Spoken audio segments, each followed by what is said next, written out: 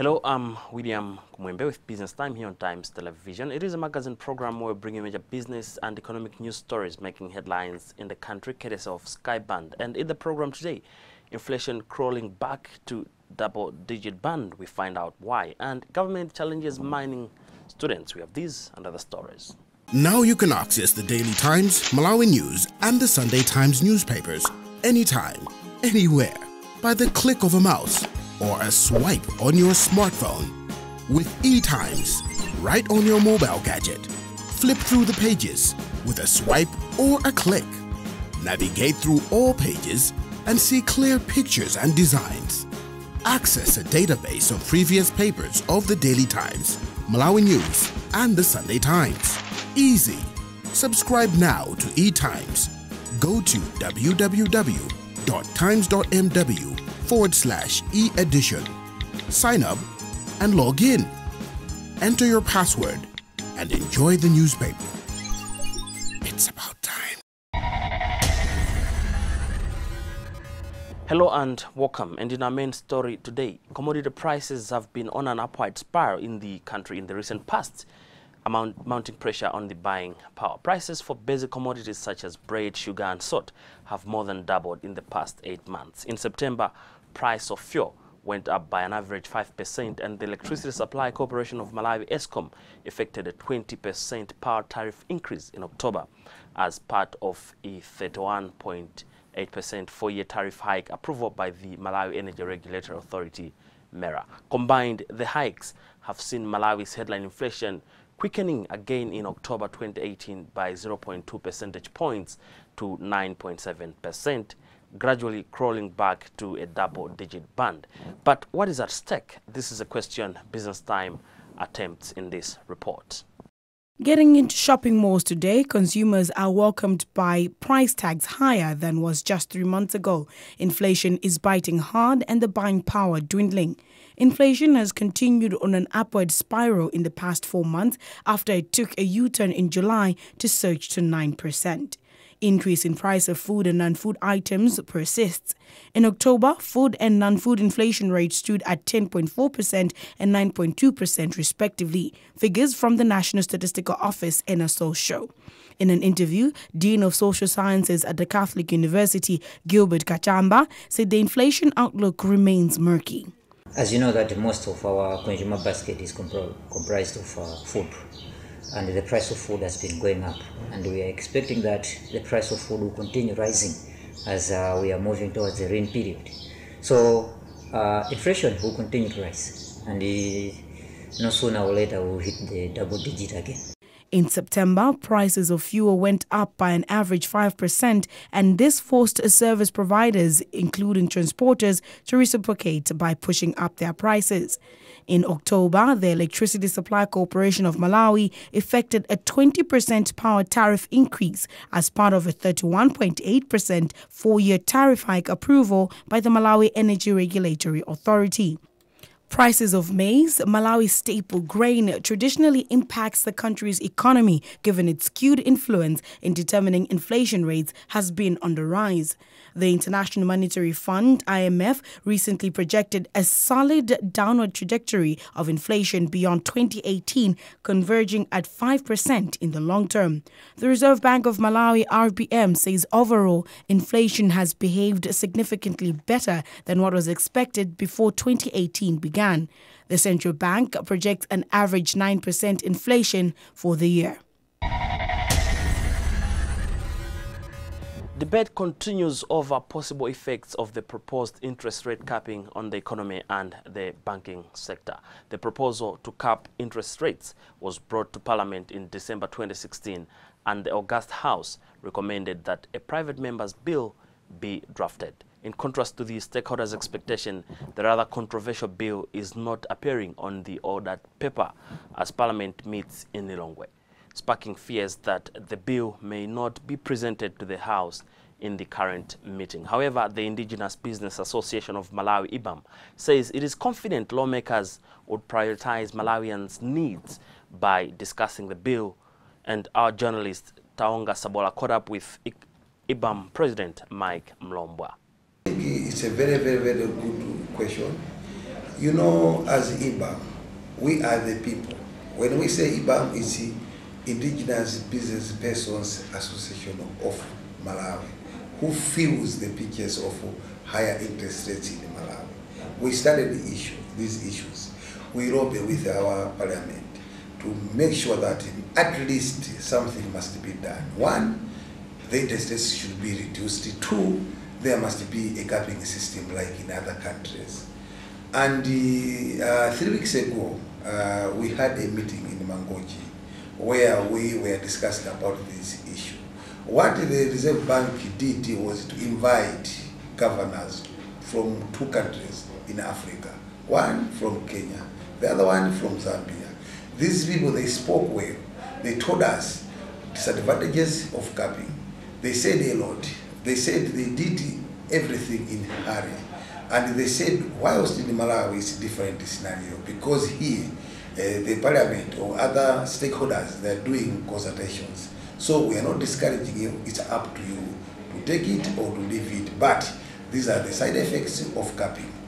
And we also heard how they did solve this problem about the interest rates. I think they used the other systems whereby the interest rates automatically went down. Now, it was a very good meeting.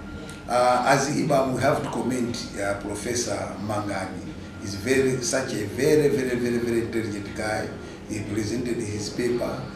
To me, had it been that maybe that was the only paper, I would have said no, that's okay, because he tackled all the angles. He tackled about the disadvantages of capping. He tackled about the advantages of capping. All angles, it's up to us to adopt those policies. Now, prospects of having mining as the next big thing for Malawi seem shattered. The sector only contributes 1% to the national gross domestic product, despite its potential.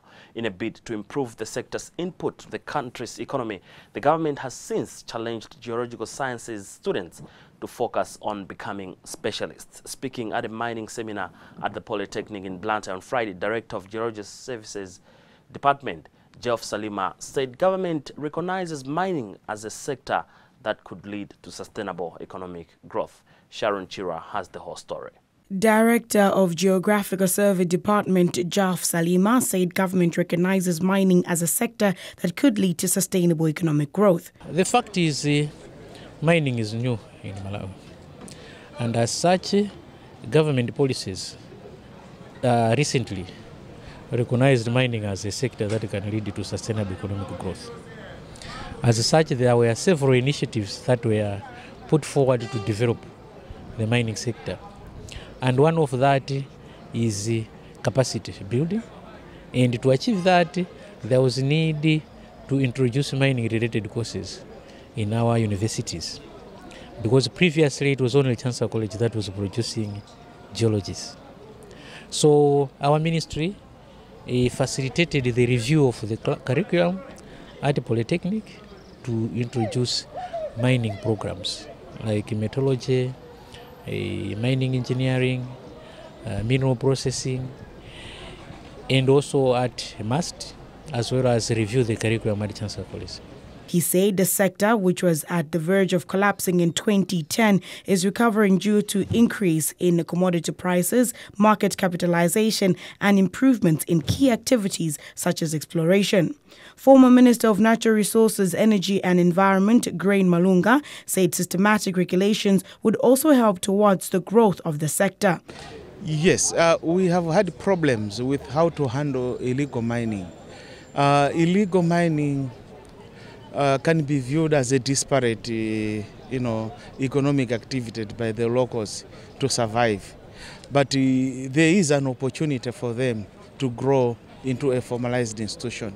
So the act that is going to be acted in Parliament, the bill that is going to be acted in Parliament will go a long way towards also including the artisan small-scale miners to be formalized and to be able to access finance for their growth.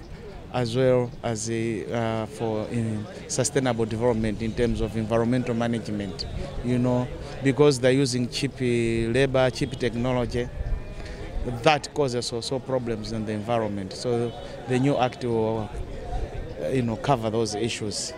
Principal of the Polytechnic, Grant Kululanga, said the institution is committed to contributing towards growth of the sector. Because we are rolling out policies of government, which is to diversify the economy into mining. We rely on agriculture, but mining is also offering hope for this country. So to do that, there are a number of institutions that are rolling out that policy. We are one of them, where we have introduced the degree, diploma, and technician programs in the mining sector. We have constructed the School of Mining with the state-of-the-art equipment. So this is important for us. Reporting for Times News, I am Sharon Chirwa. Remember, this is Business Time here on Times Television, a magazine program where we bring you major business and economic news stories making headlines in the country. My name is William Kumwembe. We'll be right back. Now you can access the Daily Times, Malawi News, and the Sunday Times newspapers anytime, anywhere, by the click of a mouse or a swipe on your smartphone. With eTimes, right on your mobile gadget. Flip through the pages with a swipe or a click. Navigate through all pages and see clear pictures and designs. Access a database of previous papers of the Daily Times, Malawi News, and the Sunday Times. Easy. Subscribe now to eTimes. Go to www.times.mw/e-edition. Sign up and log in. Enter your password and enjoy the newspaper. It's about time. Welcome back. Government has called for concerted efforts from stakeholders in scaling up technical and entrepreneurial vocational education to help addressing unemployment. Secretary for Labour, Joseph Mwandija, made the call in Blantyre on Friday during the launch of the Technical, Entrepreneurial and Vocational Education and Training Authority TVETA's strategic plan for 2018 to 2023. Elikim Sikiti has more in this report. The strategic plan is expected to guide TVETA program's implementation in the next 5 years, with focus on plans to overcome heavy reliance on white-collar jobs, high unemployment rates, and lack of entrepreneurial skills among the youth. It has been launched at the time the government is constructing community technical colleges across the country as one way of imparting technical and entrepreneurial skills to youth in rural areas. Mwandija ascribes the achievement of self-employment among the youth to technical and entrepreneurial education. Without a vision or without a plan, you can't get anywhere. That's why they say people fail because they did not plan. Well, sometimes actually not even planning can also be planning at the same time, but you're planning to fail. So what we've done, I think we did this before, and we've done it again here to have a strategic plan so that we know the weaknesses, the strength, how we are going to help, to better help the people of Malawi. I believe we all know, we've heard that the head of state, Professor Arthur Peter Mutharika, is a champion for the youth. He came up with a directive that we need to have this authority, the TVET. Now, this is coming because, as we all know, that we are increasing in terms of education. People are going to school from Chitipa to Nsanje, but the labor force cannot accommodate all these young people. So what the president came up is that let's have community technical colleges and let the TVET authority come in to help all this so that we can accommodate even those people who are not able to go to universities. That is where now we have community technical colleges, and these community technical colleges, what they are doing is to bring in young people, to making them to become entrepreneurs, whereby they are going back into their villages and be able to employ other young people. Therefore, to answer your question short, the strategic plan is going to guide us where we need to move faster where we need to go slow, where are we getting offline so that we get back in line. So it's more like a Bible, if we have to say, so that we should be able to get to our destination without problem. So that's a significance of this strategic plan. Well, so far the technical colleges that we have is 13 that are functional, and on top of that we are constructing 4 as the government, 1 in Katabe, the other one is in Salima, the other one is at Nkabu, that is Chikwawa, and the other one is at Malaka in Nsanje. In addition to that, the TVET authority is also constructing 5. I will not go in details with that. I think the board chair will explain more about these 5. And there's also the other 5, which the Chinese are constructing. Actually, the initial construction will start this month on the 24th. TVETA board chairperson Gilbert Chirinde said the launch is a step towards reducing the high unemployment rates among Malawians. However, he said shortage of instructors in community technical colleges remains a challenge. This is another critical question which we are trying to address with the new strategic plan, because now there are so many technical colleges, but there are few people who are well trained to teach in those institutions, and the new strategic plan will enable us to train more instructors who can train the learners in the technical colleges. We will see more partnerships with the existing institutions to train more teachers, like at Polytechnic and the other institutions.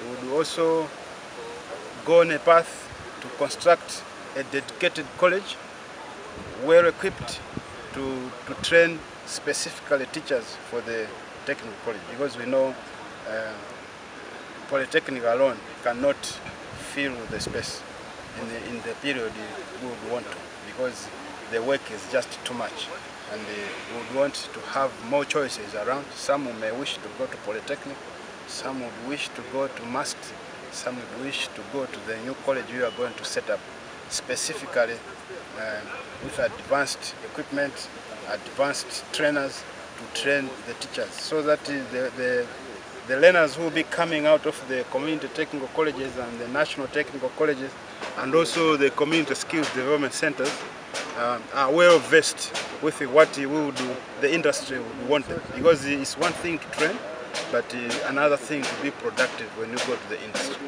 And our interest is to make sure that the graduates from the technical colleges are much more productive to the industry. We don't want someone to graduate, go to a machine in the industry, and he doesn't know how to switch it on. TVETA was established in 1999 through an act of parliament as a regulatory body to contribute to human resource development through training. For Times News in Blantyre, this is Eric Nsigiti.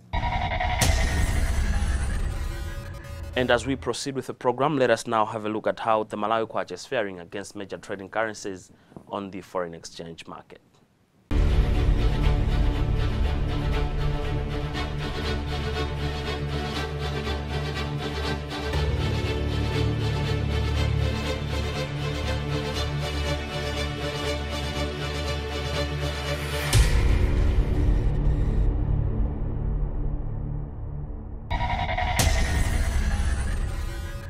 Malawi Stock Exchange listed hospitality chain Sunbed has described business in 2018 as tough. Sunbed Chief Executive Officer Yusuf Olela was speaking Blantyre Friday when the firm awarded long-serving employees. Olela said the continued power challenges have increased operating costs, thereby affecting the bottom line. More in this report. Olela added that business has been generally slow this year as more and more Malawians could not have the disposable income to spend. I would say that we could do better. This year has been very tough for us, and it has been tough generally if you look at other sectors as well. The level of activities have dropped, and I think this is also due to the fact that the cost of running business in the country has been very high, mainly because of the high cost of power, utilities, not only because of the charges, but the fact that sometimes it's not available and we are forced to run our generators most of the time, and you know the cost of fuel. But also, I think indirectly it has also affected other businesses that also come to give us business in our hotels. So the ripple effect has also affected us this year. But having said that, we're still running a sustainable business, and we should be able to register significant profit this year. So yes, it has been tough, but we've managed to model our business according to the environmental situation. We are very optimistic. I think Malawi is a very mature democracy, so we do not expect any instability. So 2019 should be a year that I think that Sunbird will do very well. I'm saying this because we've also undertaken various projects. As we speak, we are almost done with the refurbishment of Sunbird Livingstonia, and Nkopola is going on. You could see there's a lot of expansion projects in Mount Soche here. So 2019, despite the fact that it's going to be an election year, we expect to do actually better than this year. Olera said Sunbird appreciates the role that human resources play in the growth and development of the group. Human resource is everything. Because we are in the service industry, the service is being delivered by colleagues, the staff. And that is why, if you look at Sunbird, the way we've structured ourselves, we're actually having a hospitality academy at Lilongwe, where we continue to develop our people. We've spent quite a lot of resources in terms of exposure and sponsoring our managers and other line managers in terms of training in different institutions, in Kenya, in Zimbabwe, and we've even taken some people to Switzerland in different courses. So that's how important it is, and we've invested heavily in terms of developing our people. Talking of business in general, how could you describe it on the part of Sunbird? One of the long-serving employees, Edward Kapagasa, a maintenance supervisor at Sunbird Mount Soji, held the hotel chain for the recognition. Yeah, my secret mostly, I can put into three categories. First, hardworking, endurance, and actually because we work in the hotel industry where there are guests who have got variables and that resist to coveting, so that you don't end up maybe trying to get things that did not belong to you. So those three things have been able to take me through up to 25 years.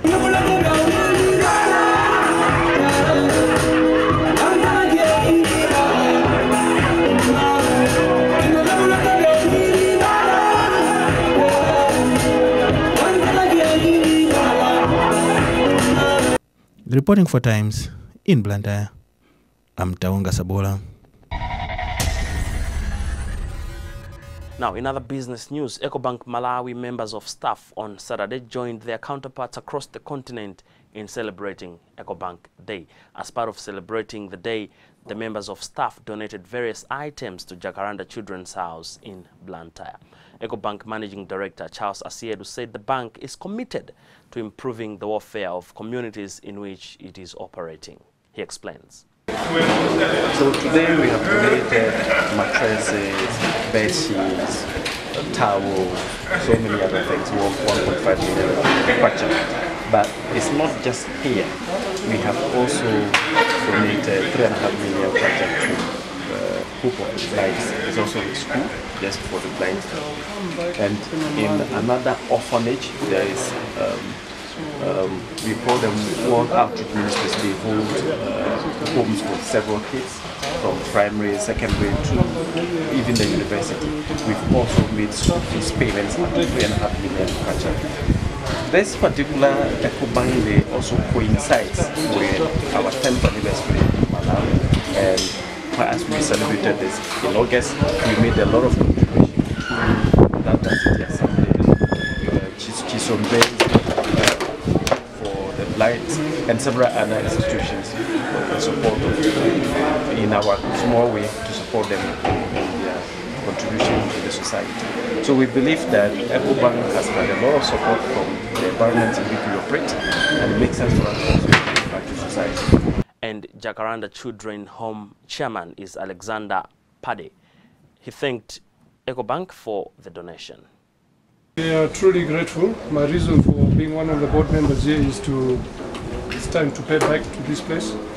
So we are grateful to Ecobank today for coming forward and giving us the donations of mattresses and towels and everything else.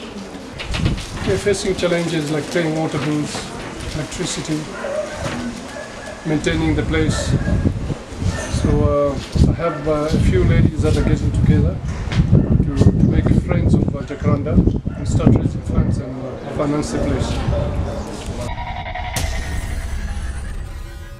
Well, with that story, we've also come to the end of today's edition of the program Business Time right here on Times Television. It is a magazine program where we bring you major business and economic news stories making headlines in the country. On behalf of the entire production team, my name is William Kumwembe. But always remember, if it doesn't make money, it doesn't make sense. Bye for now. Now you can access the Daily Times, Malawi News, and the Sunday Times newspapers anytime, anywhere, by the click of a mouse or a swipe on your smartphone. With eTimes, right on your mobile gadget. Flip through the pages with a swipe or a click.